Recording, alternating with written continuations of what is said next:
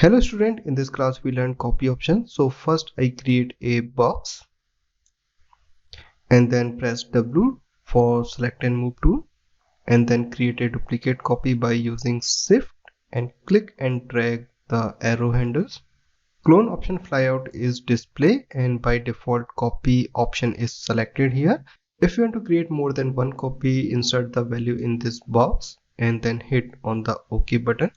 Copy object is created, but this flyout has two other options, so we create one by one. This time I press shift and click and drag in the left side and choose instance button.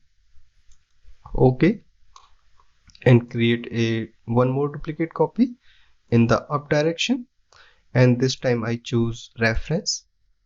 OK, so this object is source object and we create a copy, a instance and a reference object. But the question is this: how we identify the which one is reference or which one is instance object? When you select a reference object and then go to modify section, there is no parameter for this object. It means it's a reference object, and the reference object indicate with the this thin line.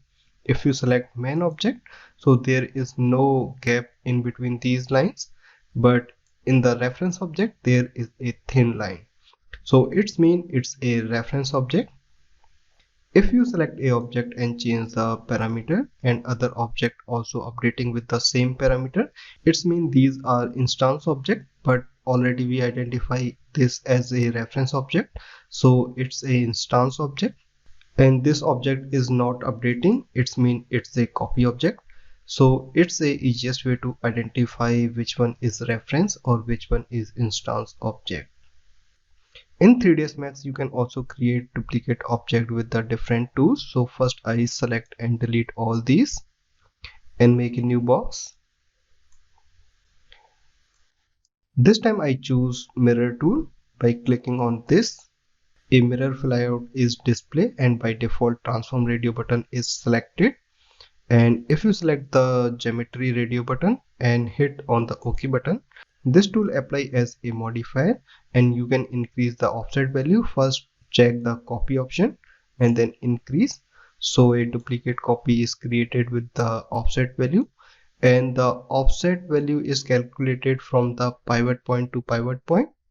If you want to change the axis direction, so you can also choose different axis from here. I delete this modifier by right click and choose delete. Click again on the mirror tool, and this time I choose transform radio button and increase the offset value from here. By default no clone radio button is selected, so original object is shifting. Choose copy radio button and increase the offset value. You can also change the axis direction from here. And this flyout also has some other options like instance and reference. You can also choose these as your requirement. Hit OK button to apply offset value. So copy object is created by using mirror tool. If you want to create a window with blinds like this, number of duplicate copy of this blind is here with the define area. So first we create a window and then create a blind and then create a multiple copy by using a different tool. Create a window by using W rectangle. So I click on the shape and choose extended splines, W rectangle. It's a window frame. We apply extrude modifier.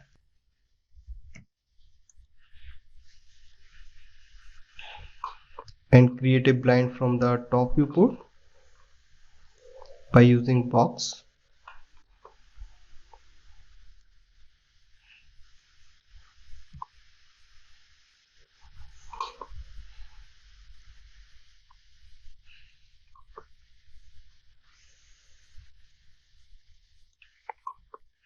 And change the pivot position in a corner.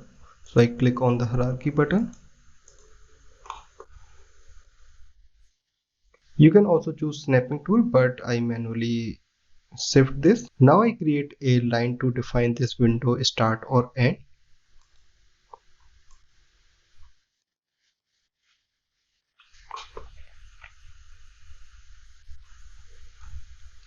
and this line position should be center in the window. So shift from the top viewport and change pivot position of this line also.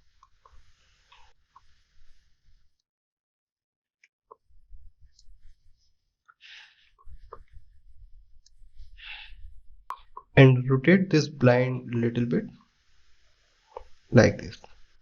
And you can also shift this blind outside the window also, because the newly created copy will automatically shift here.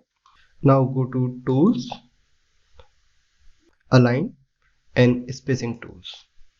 If layout is display and the top button for pick line, so click on this button and pick this line.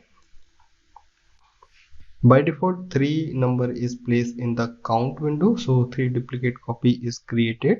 You can increase the number of these copies like this, and these copy automatically arrange in the define profile area.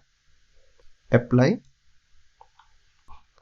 So by using a spacing tool you can create a blind in the very easy way. I hope you like this class. Now we meet in the next class.